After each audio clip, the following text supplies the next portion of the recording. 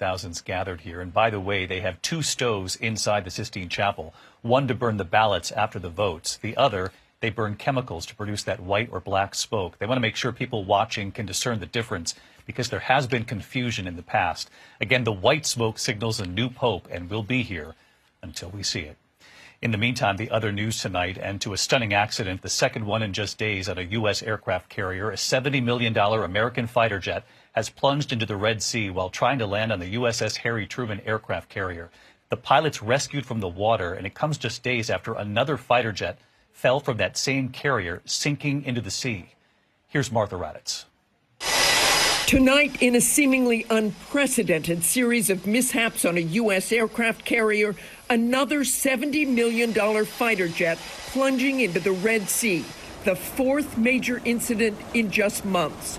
This latest mishap occurring when the pilot of an FA-18 Super Hornet was attempting a nighttime tailhook landing on the USS Truman, but the jet ended up falling off the end of the flight deck instead.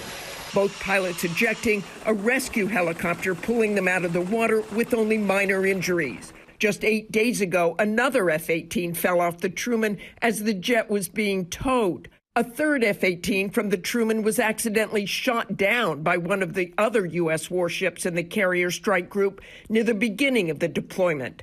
And in February, the carrier collided with a cargo ship, causing significant damage. David, the Navy already fired the first commander of the Truman. These latest mishaps could mean the same for the commander's replacement. David?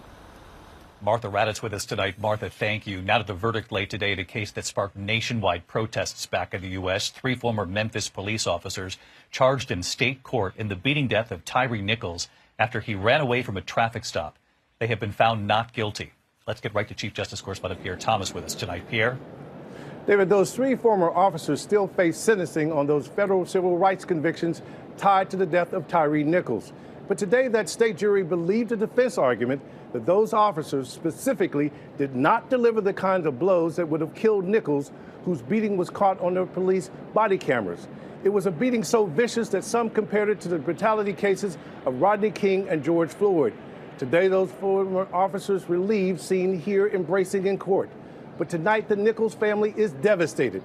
2 other officers who prosecutors believe delivered the majority of blows that killed Nichols previously had pled guilty to state and federal charges. Such a horrible case, but tonight the criminal trials tied to Nichols are now over. David? Pierre Thomas with us tonight. Pierre, thank you. We turn next this evening to the economy, and tonight Ford now says it will raise prices on some vehicles, pointing to President Trump's tariffs and the new warning here from Federal Reserve Chairman Jerome Powell about the U.S. economy. Mary Bruce at the White House. Tonight, a grim warning from the chairman of the Federal Reserve on what Americans should be bracing for if President Trump's trade war drags on. If the large increases in tariffs that have been announced are sustained, they're likely to generate a rise in inflation, a slowdown in economic growth, and an increase in unemployment. Today, Ford telling dealers it will soon raise prices on 3 of its cars by as much as $2,000, citing, quote, some tariffs we are facing. Ford says Trump's tariffs could cost the company $1.5 billion in profits. And it comes after GM reported it could see its own profits plunge by $5 billion. This is the impact of the president's 145% tariffs on products imported by China is being seen at the Port of Los Angeles, where the number of cargo ships arriving is down 32%. Chinese and American officials expected to meet for the first time this weekend in Switzerland. China says in order to have substantive negotiations, you have to bring down your 145% tariffs. Are you open to pulling back your tariffs in order to get China to the negotiating table? No. On Capitol Hill, Treasury Secretary Scott Bessent pressed on how these tariffs will impact young families. More than 70% of baby products like car seats and strollers are manufactured in China. By one estimate, prices could rise 30%. Yes or no? Do you support an exemption to tariffs on items that parents need to care for their babies? It is under consideration. But when we took that question to the president, he brushed off the idea. The Treasury Secretary just told lawmakers that a tariff exemption for certain baby items like car seats is under consideration. Will you exempt some products that families rely on? I don't know. I'll think about it. I don't know. I really don't. Are you concerned? I want to make it nice and simple. I'm not looking to have so many exemptions that nobody knows what it's doing.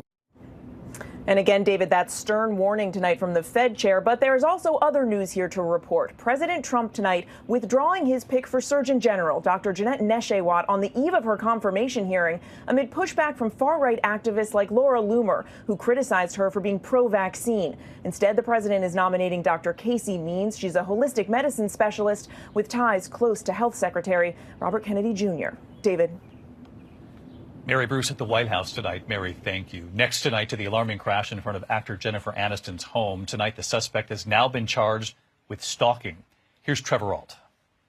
Tonight, authorities charging 48-year-old Jimmy Wayne Carlisle with felony stalking and felony vandalism, holding him without bond for allegedly ramming his gray Chrysler PT Cruiser through the gate to Jennifer Aniston's house. The suspect, the male white, is on the ground out of the vehicle. The suspect that drove the vehicle through the front gate.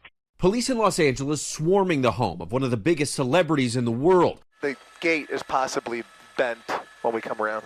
Security pinning Carlisle to the ground. Officials say they believe he targeted Aniston's home intentionally. Authorities now searching for a motive, looking at his social media, where they say he's posted dozens of disturbing posts about Aniston going back at least a year. Carlisle was originally from Mississippi. His childhood friend Marty Merritt says during the pandemic, he changed. Jimmy went from being a good, average, hardworking, loving family man to a person that no one could recognize anymore. And David, there's so far been no comment from Jennifer Aniston or her team. David. Trevor Ault with us tonight. Trevor, thank you. Now to the major change if you plan to fly in the U.S. Real ID is now in effect. At airports across the nation, passengers now required to show their security enhanced IDs at TSA checkpoints, either a new federally compliant driver's license or state ID card, all of it called Real ID. The TSA saying most travelers are arriving prepared with their new Real ID or their passport. Those who are not are going through additional screening. So far, they are being allowed to fly.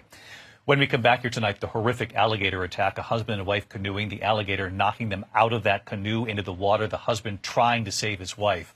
Also tonight, a well-known actor from Boardwalk Empire and Dawson's Creek, and the alarming new allegations tonight in a moment. Tonight, Florida wildlife officials are investigating a deadly alligator attack south of Orlando. Authorities say a husband and wife were knocked into the water when their canoe drifted over a large gator. The wife landing on top of the alligator and pulled under, her husband trying to save her. She did not survive.